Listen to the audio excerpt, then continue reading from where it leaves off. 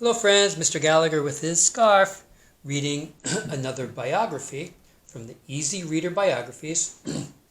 The name of this person is Cesar Chavez, also pronounced Cesar Chavez, A Leader for Change. It's written by Eric Charlesworth and illustrated by Stephen Marchesi.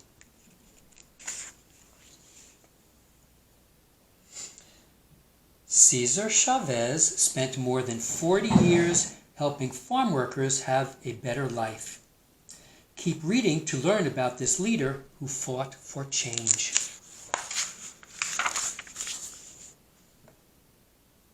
Cesar was born in Arizona in 1927. His grandparents had come to the United States from Mexico years before. Cesar and his family lived on their farm. In the 1930s, there was very little rain in Arizona.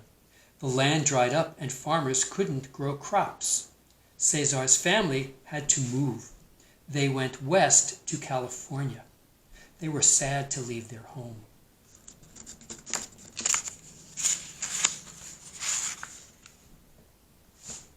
California had a lot of farmland.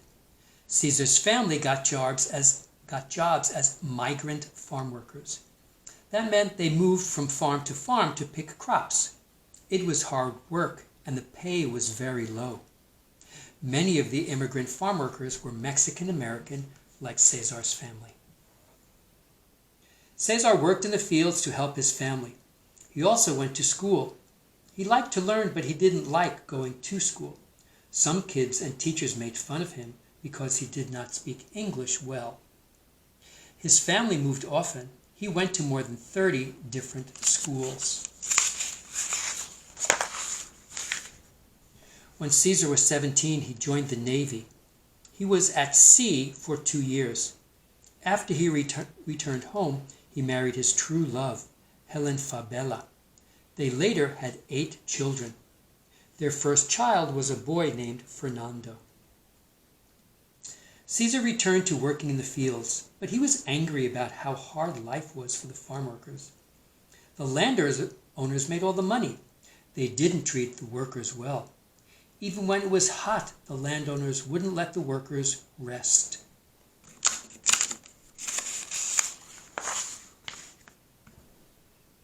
Cesar had always been quiet and shy, but now he decided it was time to speak up. He was going to work for farm workers' rights. And here's a list of some of the ways in which life was difficult for migrant farm workers. They made very little money. They worked long hours each day. They were not given clean water to drink while they worked. They were not allowed to rest during the day, and at night they had to stay in small shacks with dirt floors.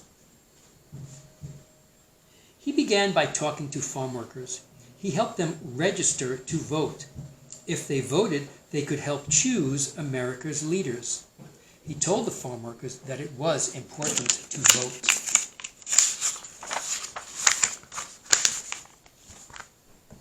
Cesar got thousands of farm workers to join a union or workers' group. He said that if the workers joined together, the landowners would have to listen to them. The eagle on this sign stood for the Farm Workers Union. In 1965, some California grape pickers were being paid even less than other grape pickers. Cesar led the workers on a strike. This meant that they would not work until the landowners agreed to pay them more. And huelga means strike in Spanish. That's what the sign there says. He also planned a boycott. He asked people to stop buying grapes from farms that treated workers unfairly. All over the country, many people stopped buying grapes. Later, he marched to Sacramento, the capital city of California. Cesar and other farm workers walked more than 300 miles. Their feet hurt badly, but they kept going. The farm workers carried flags and signed as they marched. All their work had paid off. The California landowners finally agreed to pay the workers more money. Cesar and the union had won, but there was more work to do. Cesar spent the rest of his life helping farm workers. He died in 1993, but people will never forget the man who said, "Sí, se puede."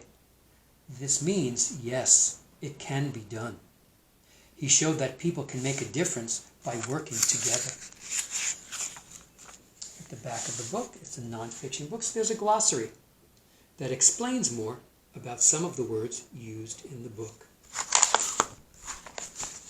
Cesar Chavez, a leader for change.